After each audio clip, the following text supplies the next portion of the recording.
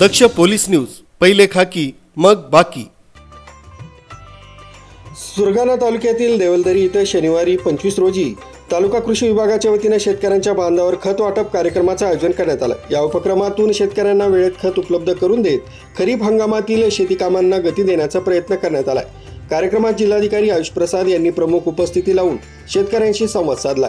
तसंच प्रांताधिकारी डॉक्टर करिश्मा संखे, तहसीलदार रामजी राठोड, तालुका कृषी अधिकारी ज्ञानदेव तिखे, संजय पवार, विलास भोये, सहारे मॅडम, देवलदरी गावचे पोलीस पाटील रेखा पवार यांच्यासह कृषी विभागाचे अधिकारी, कर्मचारी आणि परिसरातील शेतकरी मोठ्या संख्येने उपस्थित होते। यावेळी शेतकऱ्यांना खताचं नियोजनबद्ध वापर, पीक व्यवस्थापन तसंच खरीप हंगामात कृषी विभागाच्या विविध योजनांचा लाभ घेण्याचं आवाहन करण्यात आलंय। उपस्थित शेतकऱ्यांनी या उपक्रमाचं स्वागत करत कृषी विभागाचे आभार मानले। न्यूज ब्युरो, दक्ष पोलीस न्यूज, सुरगाणा।